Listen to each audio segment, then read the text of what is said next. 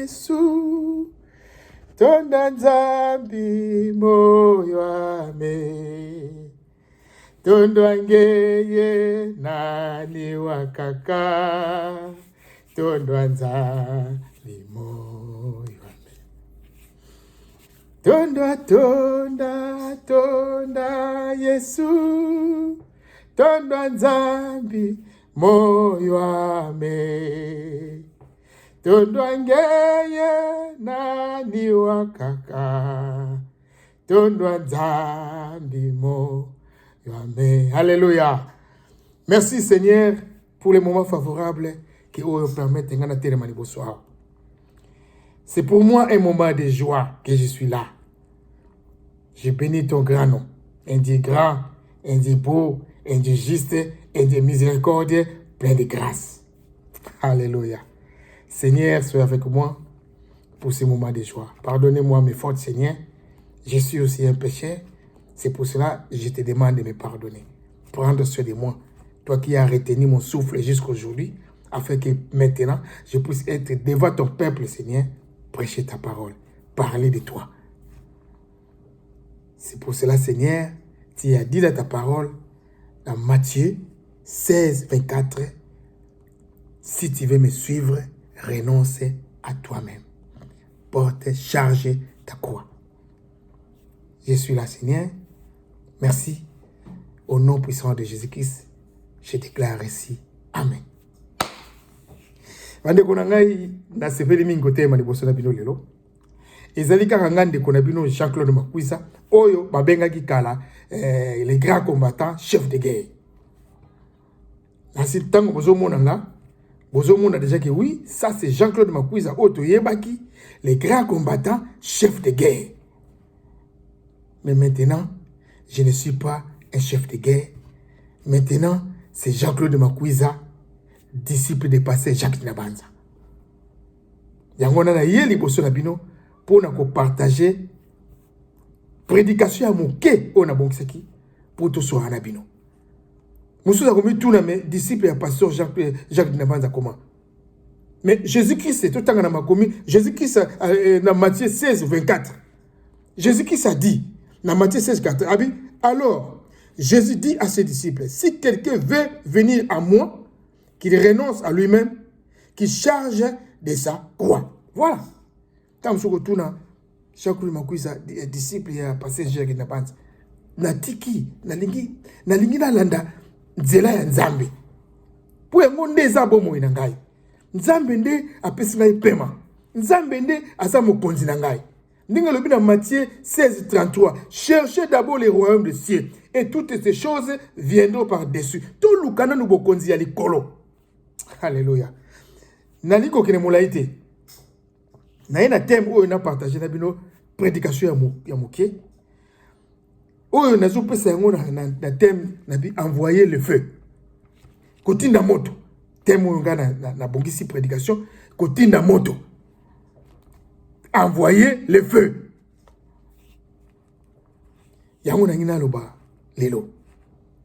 Nazala makambo ebele ya koloba te mais tokotala na parole. Parce que biso surtout même ngai nazo bana bino, j'étais parmi qui envoyait le feu. J'étais parmi qui envoyait le feu. Mais ceux qui ozotala liloba te okoyebelo ko mokote.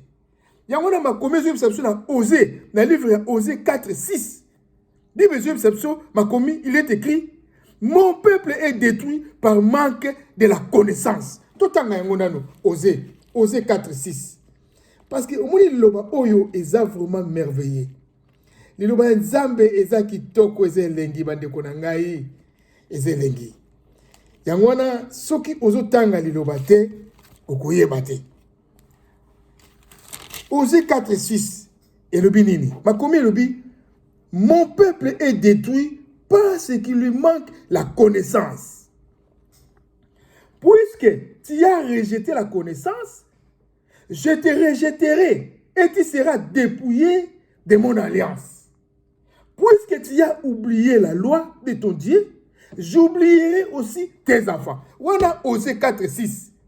Et puis mon peuple est détruit, manque la connaissance. Connaissance, il y a parole. Ceux qui ont la connaissance, il y a parole. ndeko nanga okubwaka moto te okutinda moto te tu n'envoyeras jamais de feu ngai nazalaki na situation wana makasi kotinda moto ezalaki na ngai likambo monene parce que je croyais qu'en envoyant des feux donc ngai nazobunda bitumba oyo ngai na kolonga ote andeta makomi ezwi biso nzambe aza nzambe ya bolingo Dieu d'amour yo kubwaka moto me ye aza nzambe ya amour tolanda na makomi tozonga na makomi po to déplacer te tozalaka na kati ya makomi na liki totanga na bino Luc 9 51 à 57 Luc 9 51 à 57 qu'est-ce que la Bible nous dit? Lorsque le temps où il devait être enlevé du monde approcha, Jésus prit la résolution de se rendre à Jérusalem. Tout l'en a bien. Il envoya devant lui des messagers qui se mirent en route et entrèrent dans son bourg, dans un bourg des Samaritains, pour lui préparer un logement. Maison ne les reçut pas, mais on ne les reçut pas parce qu'ils se dirigeaient sur Jérusalem. 54. Les disciples Jacques et Jean voyaient cela et dirent: Seigneur, veux-tu que nous commandions que le feu descende du ciel et les consume, comme Élie le fit? Jésus se tourna vers eux et les réprimanda, disant: Vous ne savez de quel esprit vous êtes animés, car le Fils de l'homme est venu, non pour perdre les âmes des hommes, mais pour les sauver. Amen. Oki no bandenge lobi na préféré tout temps yango susu na lingala. Parce que un enfant de Dieu, il faut se l'appeler na Bible lingala. Pour français, ne monsieur ça la lokolo eza ko embellir biso makambo, ozomona ko lokola ke soki ndenge ni benzo kande, ce n'est pas ça. Yango na tout temps yango susu na lingala. Toko yeba. Na Luc 9 51 à 57. Tokene malema. Luc 9 51 à 57. Na lingala lo bineni. Etikalaki lisusu mikolo mingi te pote Yesu atombwama na likolo. Tolanda bien. Akanaki na molende kokende na Yerusalem. Wana lingala. Nasi bandeko baibe basi ko biso bozoka lingala. 52. Bongo atindi bato bakende koyebisa na mboka moko ya Samarite azali koya pe babongisela ye makambo nyonso. Bango basali bongo. 53. Kasi bato ya mboka wana baboyi koyamba Yesu po ye azalaki kokende na Yerusalem. Bolandi? Nazotanga nguna lingala po to se comprendre bien. Tango Jacques na Yohani bamoni boye balobi mokonzi olingi to kitisa kake po ezikisa bango. 55. Kasi Yesu abaluki pe apekisi bango. Moni Jésus a interdit. Pour nini bango basengi bakitisa moto. Ne moto wana po ebomati. Jésus qui pour la bomati, il a interdit. C'est un sur le bongo. C'est un singabi kasi Yesu a baluki pe apekisi bango. C'est un 6 bongo bakei na mboka mususu. 57. Tango bazalaki kokende moto moko alobi na Yesu boye. Et voilà to kei musika po isuka kina ona tangi wana. C'est déjà bon. Nakamisi bolandi binomoko. Jésus-Christ a interdit ma pote nae. A interdit. Aïe pour ne perdre ma âme te. Hein? Aïe pour ne perdre ma âme te. Aïe pour ne gagner ma aïe pour moutu na masum. Akufa te mais azo bo mo ina seko. Ya aïe pour ne gozo moto te ba no ko tinde na batu moto. Mais nous yango to zalaki na ngoma kamu. Ngana zalaki bongo. Envoyer le feu. Na kutina moto papa tata mwasi soko tokomi kaka na église tobi siko tokomi na moment ya moto moment ya kutina moto. Ah moto eboma batu. Moto eboma. Mais moto soki kei, eko boma batu. Nana bosa di ke moto eboma batu. Qui a oublié? Moto te? Parce que Bible sur exception dans Hébreu 10, 30. Nzamba lobini. Nzamba lobini. Soto tengi na Hébreu 10, 30. Zato tanga, poto tanga na makomi. Natanga la bino ngona lingala. Hébreu 10, 30. Parce que biso toye barate. Donc eza makambo o ezali vraiment très très difficile. Hébreu 10 30. Makome lobini. Pamba te toyebi moto oyo alobaka te ngai moto na kozongisela bango mabe. Ngai nde moto na kopesa bango etumbu.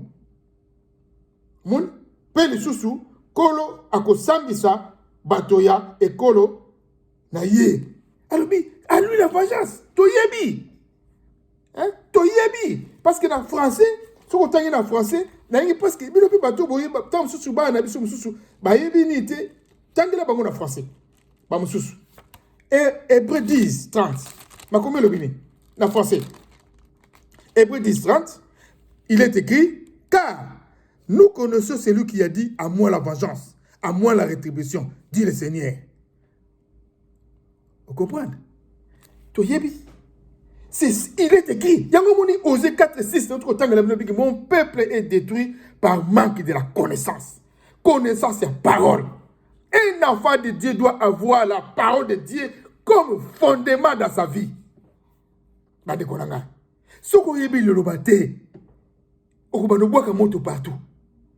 surtout, tu as 10 commandements ensemble. Tu as 10 commandements dans Exode 20. Hein? Il est écrit, Exode 20. Et puis ce qui vraiment, c'est mieux, parce que ngai na yekoli, et pas ya moussa na nzambe, parce que Jacques Nabanza que j'ai sali. Donc, ngai, ezaka ma komi. Yango moni mwana na nzambe, il faut ça la Bible lingala na français. Et ko sungayo. Hébreu 10, 20, et le binin. Si on te dit, awa, abi, honore ton père et ta mère, hein? Abi, na 13 abi nene, tu ne tueras point. Bande korangai.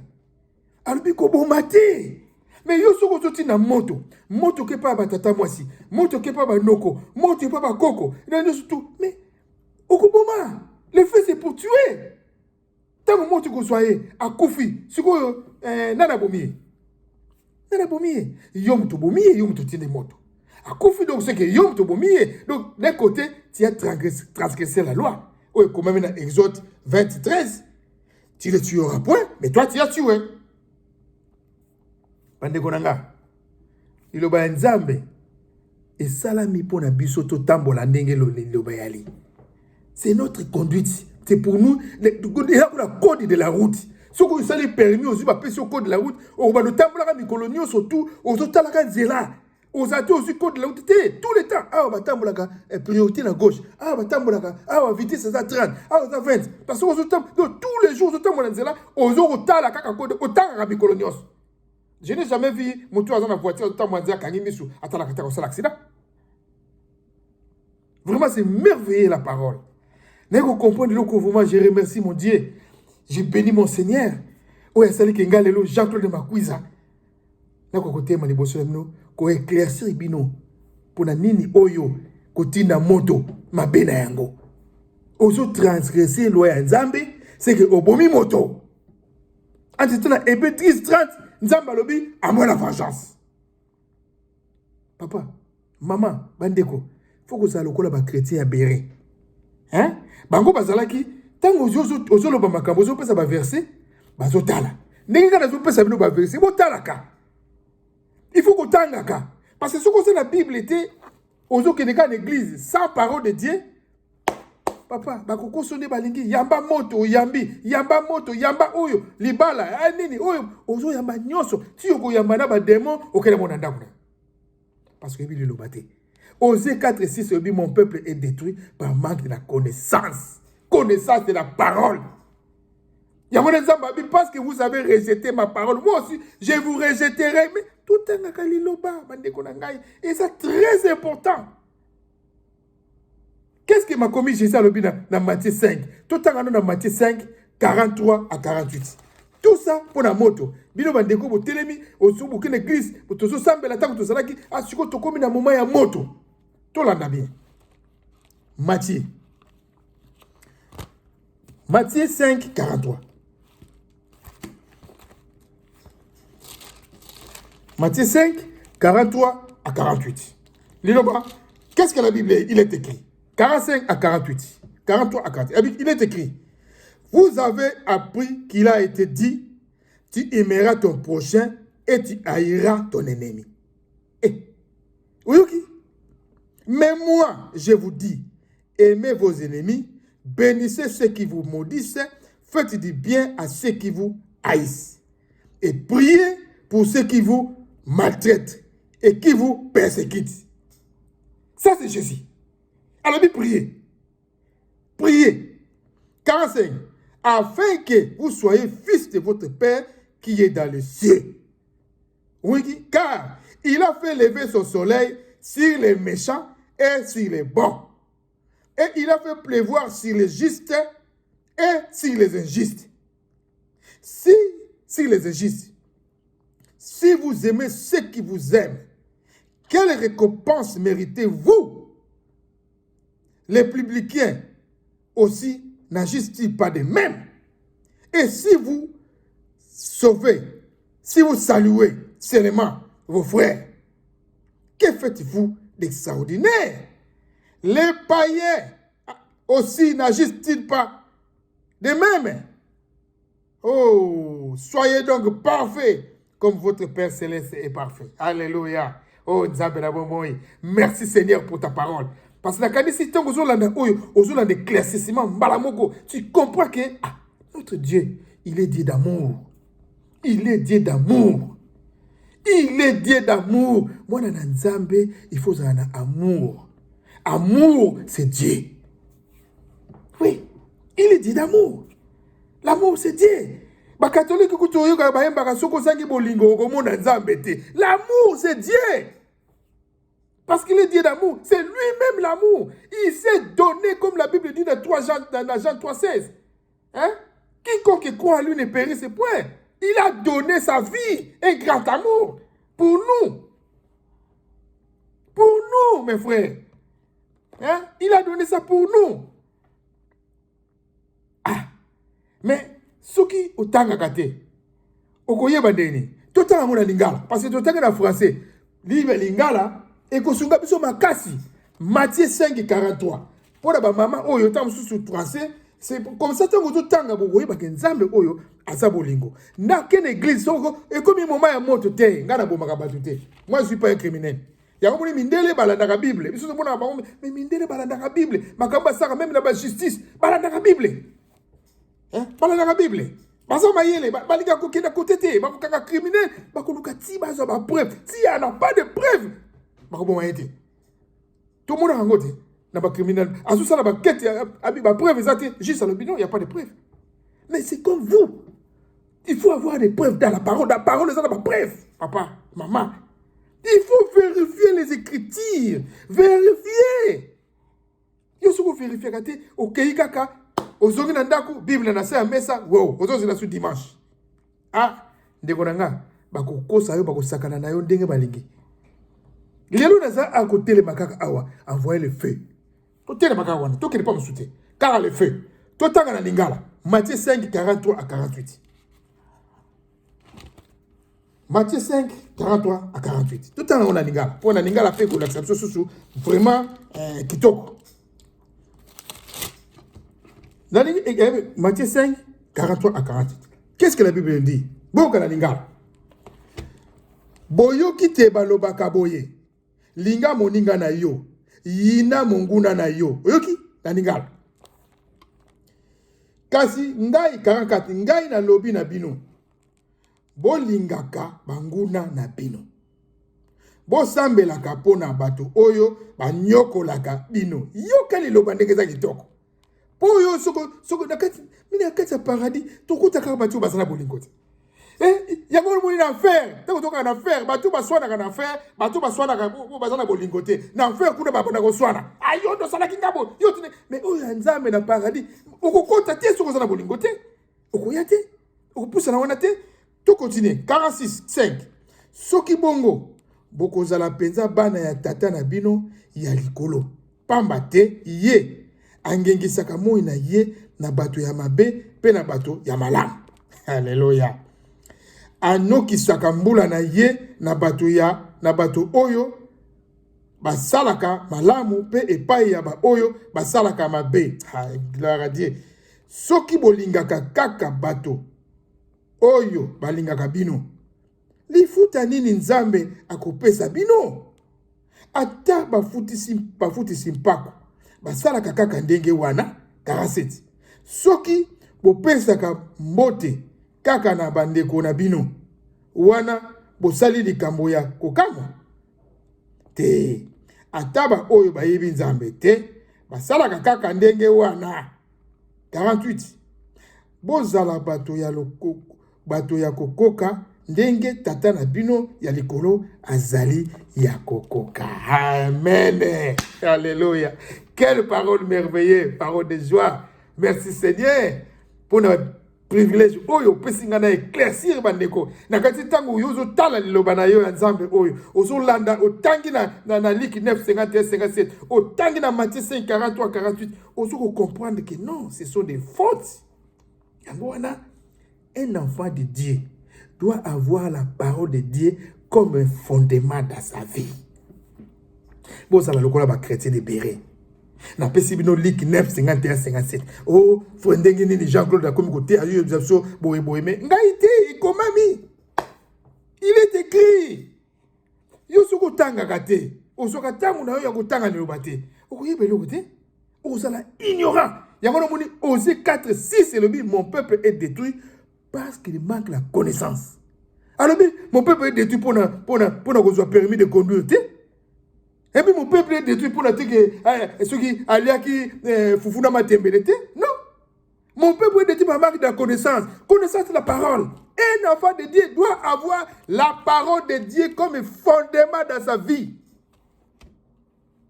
Donc, la parole de Dieu, donc, ils allaient le code de la route, c'est pas un abisso. Code de la route. Donc, tangu nazana ngo ndenge nini mwana nzambe akokutambola otambolaka na liloba parce que Jésus-Christ quand il était tenté sur la montagne na jeûne ya 40 jours il est retiré à ce que ça la parole il est écrit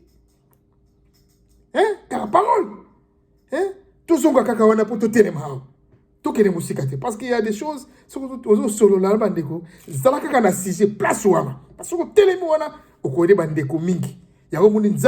Hébreu 10, 30, à moi la vengeance. À moi la vengeance. À moi la vengeance. Oh, Nzamboyo. Nzambe monene. Tout en analyse 10, 19. Tout en. Pour ma commis, yangone to koyeba. Pour ce tout en ma commis to koyeba. Ngana zui Luc 10, 19. Yo pe fongola Bible na yo. Tanga Luc 10, 19. Luc 10, 19. Ma combien le béni? Il est écrit. Dans Luc 10, 19. 17, 18, 19. Oui. Boyoka. Na pesa kibino nguya. Ya konyata ba nyoka. Na ba scorpion.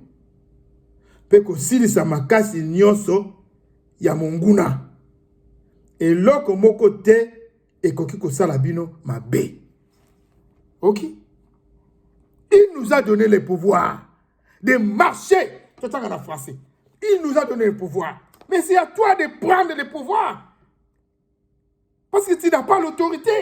C'est Jésus qui a l'autorité de l'école. Il y a un abing de kokende boité na sika bano sinon Satan ko sakana na bango na ninga bi a pesi bi son pouvoir bi je vous ai donné le pouvoir. Tout en français. Tout en français. La tangi na lingala na libi no pe na français. Luc 10. Luc 10, 19. Ma commune le béni. Luc 10, 19. Et le béni. Voici, je vous ai donné le pouvoir de marcher sur les serpents et les scorpions. Et sur toute la puissance de l'ennemi. Et rien ne pourra vous nuire. Amen. Ça, c'est la parole. Bande Konanga. Bozala lokola ba chrétiens de Béré. Ils sont là tout le temps. Ba vérifier qu'avec chrétien. ngana pesi yo na tangi liloba yo zo vérifier. Mais ogoye badeni. Parce qu'il nous a donné le pouvoir. Jésus-Christ n'a pas dit n'a pas si bino moto oh il faut boire que la kagoba bandoki. Mais non, il n'est pas venu pour perdre des âmes. Tout tangi na Luc 9 51 57. Il n'est pas venu pour perdre les âmes. Si vous moto wana oyo to bois kakawana na ba église, to zoka ngo wapi pona ko bois kila kabatu. Bo to va na ba église, to komi na tango oyo ya ko bois ka moto. Moto pas tata mwasi azwa moto. Moto pa koko azwa moto. Moko bozawa na bandoki pe bazawa na bazo bois ka moto. Bino bozo bois ka moto, bango bazo bois. Ya koko mona ozolota bandota mabe, makama malamu zo zalate, ikamoko zo marcher ezate. Ezate. Parce que yo, comme bunda, comme zamba lobi na Hébreux 10:30, à moi la vengeance. Yo ce qu'on lobi yo moko bunda. Yo koko ko bunda. O bunda na Satan, au côté pena na place Lucifer à Salakuna. Tu vas jeter le feu là-bas. Toi, tu peux le faire. Bino busaka naka, tant que vous saka boyebi na no force à Satan. Satan est puissant, mais Dieu est tout puissant. Tout puissant. Donc il y a un Dieu, il est tout puissant. Azali nzambe ya amour. Azali nzambe ya côté. Azali nzambe ya monde à côté. Azali nzambe ya amour. Il y a amour. Donc avec ce grand amour, oh nzambe azala ngo yango na lingi biso tozala bongo. Tu vois, à lingi biso tozala vraiment dans ma parole d'amour. Parce que lui-même Dieu, il est Dieu d'amour. Ce qu'on t'a dit dans Luc 23, 34, qu'est-ce que Jésus a dit? T'as là la Luc 23, 34. Qu'est-ce qu'il a dit? Luc 23. Fongo la Bible, fongo la Bible. Nga écoute la kangate. Fongo la liloba. Et liloba est sengo ya joie. Fongo la Luc 24, 34. Ma combien le bini?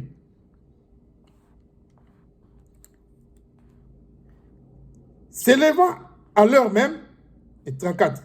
Le Seigneur est réellement ressuscité. Et il a apparu à Simon. Luc 23. Déjà Luc 23, 34. Ah voilà. Bolibissa. Abi, Jésus dit, Père, pardonne-leur car ils ne savent ce qu'ils font. Ils se partagèrent ses vêtements en tirant au sort. Jésus le dit. Mais pourquoi le baguette tiré pour moto? A quoi le baguette tiré pour moto? Pas quoi? On dit, pardonne-les. Pardonne-les.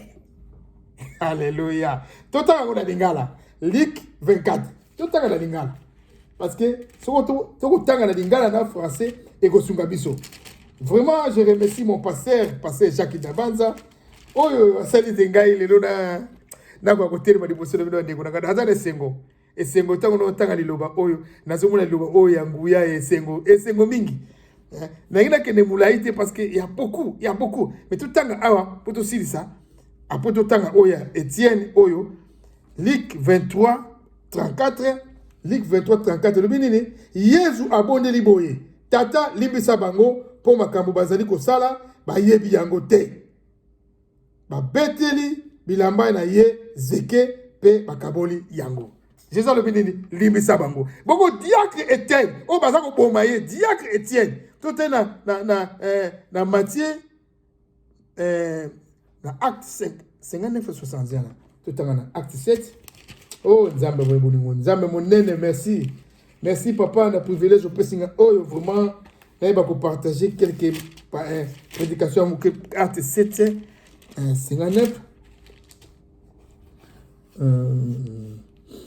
59 acte 7 59 awa bazalaki ko pamba. Ya 59 yango. Acte 7 59 60. Awa bazalaki ko bamba ye mabanga. Étienne abondeli boye. Nkolo Yesu yama molimo nanga. Mais akope ko lobake babo mabango no. Abi yama molimo nanga. Nkolo Yesu. Na français abi yama molimo nanga. Akwei na mabolongo pe agangi makasi kolo limbisa bango lisusu. Oyo awa alobi bongo akati motema. Moni akufi abomi na mabanga alobi le pardon. Jésus-Christ est venu pour le pardon. Il nous a pardonné nos péchés. Il a purifié, il a sanctifié.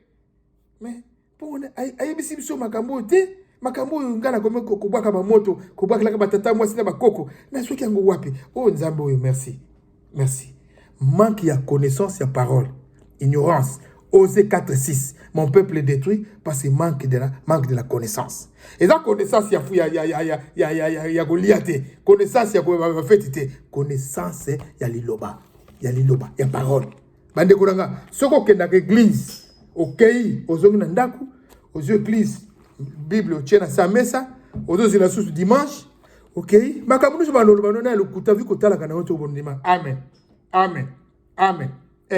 esaka bon babi yamba oy amen o yamba nyos na bandoki nyos o yamba kena ngona ndako na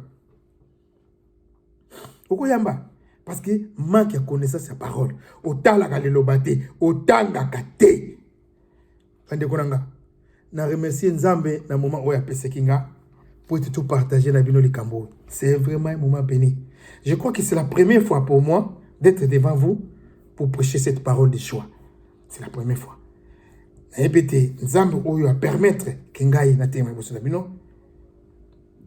Na senga ki bolimbisi na nyoso. Apambola maloba oyo. Oyo bakoyamba yango ekota na mitema pesa la be misala. Na kansi yo moko tango zo ba nzambe aza bolingo. Okokende suko bwaka moto na église te.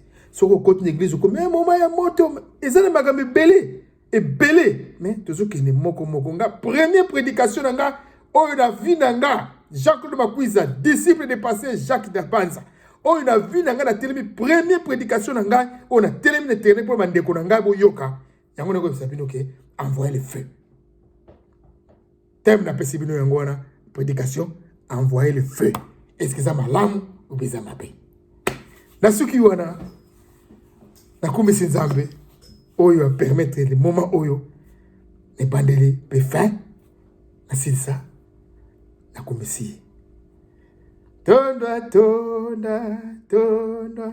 Yesu tonda nzambi moyo ape etondo ngeye nani wakaka tondo nzambi Dimo yoame Nzambe tata merci na commission papa na moment oyo randa ki disponibilité oyo je bénis ton nom le Dieu du ciel et la terre créateur de toutes choses le Dieu de l'univers qui a créé l'invisible et l'invisible je sais que Seigneur cette prédication et continue ma to ya bato bakoyoka pe oyo bakopchana ni sala merci papa na ebete na tango oyo nga mwana na yo permettre na tema bitumba pezali mina kati bitumba ona yo mtukuni pas sur le bina Hébreux 10:30 avant la vengeance.